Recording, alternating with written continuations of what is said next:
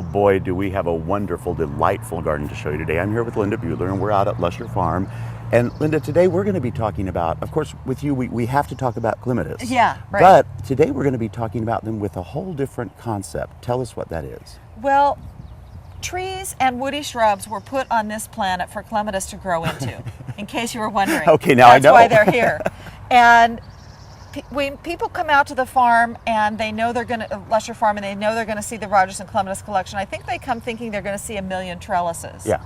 But that's not how clematis grow in the wild. They scramble through shrubs and small trees, and that's kind of the presentation that we've brought here, so that people don't have to think that if they spend the money for a clematis, then they have to spend even more money for a trellis. Yeah. They can probably grow into something like this Crimson Treasure barberry that they already have. And this is Clematis Mikołaj Kopernik. Wow. From Poland. And I love it, Linda, because you really, this is a type of a creation of color mixing too, because Right. look at that together. Yeah. This is this sort of painterly approach to the garden. Yeah.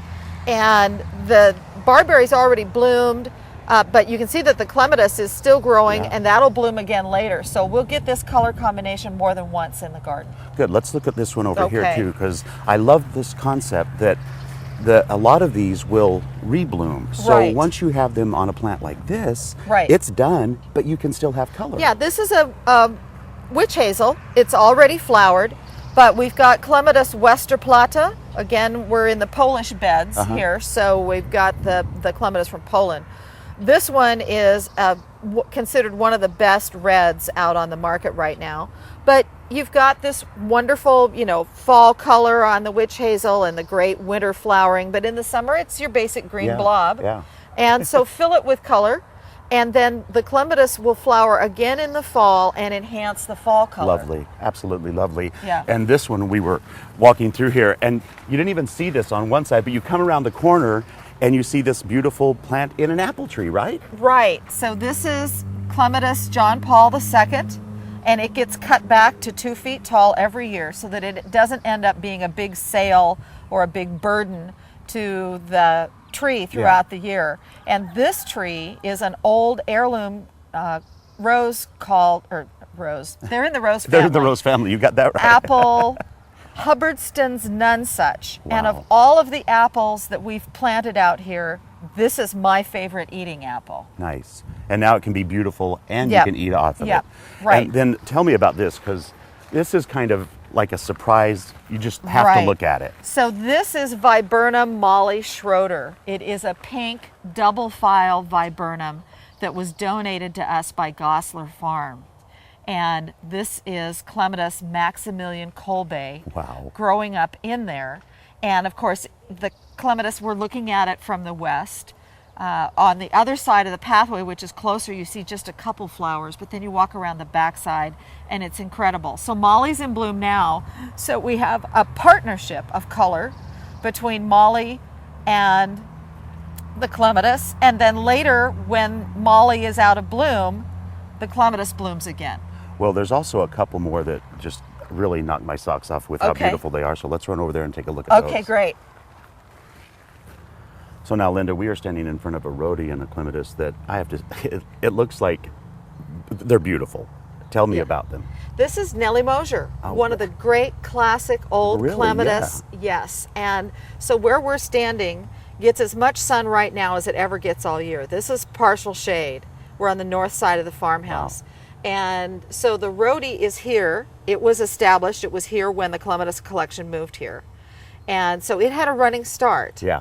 And so the clematis comes up, and about every other year we actually cut Nellie Mosier back Yeah.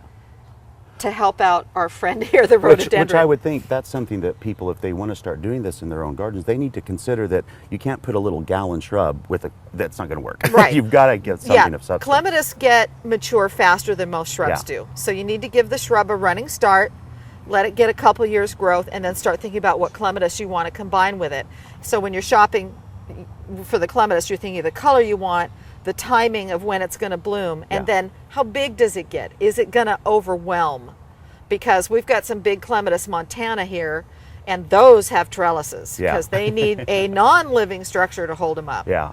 Now, there's also one out front. Tell me about that one, because that just takes your breath away. Well, you know, anything that's a green blob we cover with a clematis, and that's on a columnar boxwood called John Baldwin, as the cultivar name of the boxwood.